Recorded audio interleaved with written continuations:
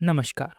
Obesity decoded series में आपका स्वागत है। इस वीडियो श्रृंखला में हम ओबेसिटी के बारे में साइंटिफिकली सही जानकारी सरल से सरल भाषा में आप तक पहुंचाने की कोशिश करते हैं। आज की इस वीडियो में हम ओबेसिटी से जुड़े कुछ बेसिक चीज़ों के बारे में बात करेंगे, जैसे कि ग्लोबल और Asian BMI standards, waist circumference, body composition और क्यों मोटापा सिर्फ लुक्स की बात नहीं बल्कि एक गंभीर मेडिकल कंडीशन है, और कैसे दुनिया भर में ओबेसिटी की समस्या और लाइफस्टाइल डिजीजेस बढ़ रही हैं।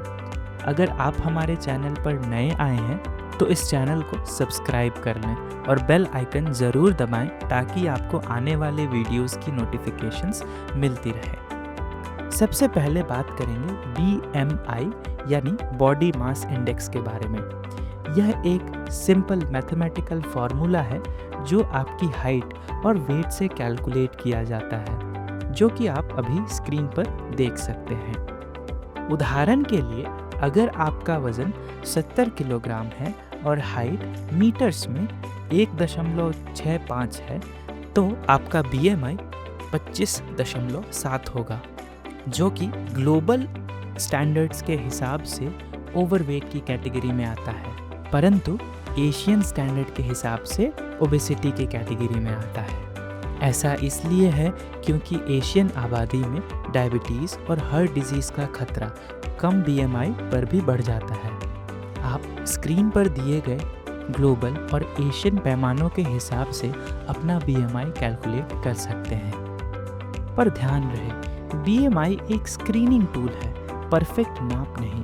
कभी कभी जैसे कि मसल मास ज़्यादा होने पर BMI अधिक हो सकता है, मगर इसका मतलब यह ज़रूरी नहीं कि व्यक्ति ओबीस है। एक और पैमाना जो हम ओबेसिटी को नापने के लिए इस्तेमाल करते हैं वह है वेस्ट सर्कमफेरेंस, यानी कि कमर का घेरा।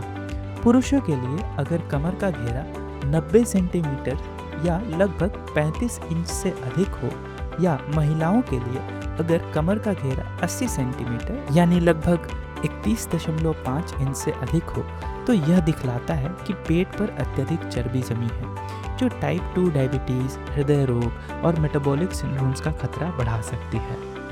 यह पेट पर जमी चर्बी अंदरूनी अंगों जैसे कि लिवर और आंतों के आसपास जमा होती है, और यह कई मेटाबॉलिक समस्याओं से जुड़ी हुई होती हैं। अब समझते हैं कि हम ऐसा क्यों कह रहे हैं कि ओबेसिटी एक मेडिकल कंडीशन है। शरीर में फैट बढ़ने से शरीर को कई तरह से नुकसान होते हैं। उदाहरण के लिए इंसुलिन रेजिस्टेंस का बढ़ना। ओबेसिटी बढ़ने से इंसुलिन रेजिस्टेंस भी बढ़ता है, जो टाइप 2 डायबिटीज़ का खतरा काफ़ी ज़्यादा बढ़ा सकता है। शरीर में ज़्यादा बढ़ी चर्बी होने से खून में लिपिड लेवल्स जैसे कोलेस्ट्रॉल और ट्राइग्लिसराइड असंतुलित होते हैं, जो सीधा हृदय रोगों का कारण बनते हैं। अब बात करते हैं कि किस तरह से फैट सेल्स आपके एंडोक्राइन ग्लैंड्स को भी नुकसान पहुंचाते हैं। फैट सेल्स सिर्फ एनर्जी स्टोर नहीं करती, बल्कि यह हार्मोन्स और प्रो इन्फ्लेमेटरी एलिमेंट्स भी रिलीज करती हैं, जो हार्मोनल इम्बैलेंस और बॉडी में इन्फ्लेमेशन को बढ़ा सकता है। साथ ही साथ जब अधिक फैट हमारे एंडोक्राइन ऑर्गन्स के आसपास जमा होता है, तो उनके कार्य करने की क्षमता कम हो सकती है। कुछ शोधों में यह पाया गया है कि सेंट्रल ओबेसिटी का बढ़ना, यानी कि पेट के आसपास जमा हुई चर्बी का बढ़ना, हाई ब्लड प्रेशर, एथेरोस्क्लेरोसिस यानी आर्टरीज का सख्त होना और हार्ट अटैक के खतरों को बढ़ाता है। वज़न ज़्यादा होने की वजह से कई लोगों में रीढ़ की हड्डी में दर्द, हिप्स में दर्द और घुटनों में दर्द जैसी समस्याएं उत्पन्न होती हैं, जो आगे चल कर के ओस्टियोआर्थराइटिस और क्रॉनिक पेन की समस्या में बदल सकती हैं। मोटापे से जुड़े हुए कई और परेशानियां हैं, जैसे कि फर्टिलिटी इश्यूज़। कई महिलाओं में यह पाया गया है कि PCOS का सीधा संबंध उनके वज़न से है, और पुरुषों में भी टेस्टोस्टेरोन लेवल्स में गड़बड़ी मोटापे की वजह से हो सकती है। अक्सर मोटापे से ग्रस्त लोगों में हीन भावना, डिप्रेशन और अन्य तरह के मानसिक विकार उत्पन्न होते हैं। विश्व स्वास्थ्य संगठन यानी WHO के अनुसार पिछले कुछ दशकों में ओबेसिटी की दरें तेज़ी से बढ़ रही हैं। शहरीकरण, सुविधाजनक और अस्वस्थ भोजन और टेक्नोलॉजी के इतने तेज़ी से बढ़ने के कारण हमारा लाइफस्टाइल बिल्कुल सेडेंटरी होते जा रहा है। नतीजा यह हुआ है कि आज लगभग हर आयु वर्ग में, बच्चों से लेकर बुजुर्गों तक में, मोटापा एक ग्लोबल समस्या बनता जा रहा है। मोटापे के बढ़ने से टाइप 2 डायबिटीज़, हृदय रोग, हाई ब्लड प्रेशर और फैटी लिवर जैसी बीमारियों का ग्राफ भी ऊपर जा रहा है। इन बीमारियों को अक्सर लाइफस्टाइल डिजीज़ कहा जाता है क्योंकि इनका संबंध मुख्यतः असंतुलित खान पान, कम फिजिकल एक्टिविटी, धूम्रपान, तनाव और शराब सेवन जैसी आदतों से जुड़ा है। आर्थिक रूप से कमज़ोर और डेवलपिंग देशों में यह समस्या दोगुनी चुनौती है क्योंकि पोषक भोजन की कमी के साथ ही जंक फूड की भरमार भी मौजूद हो रही है।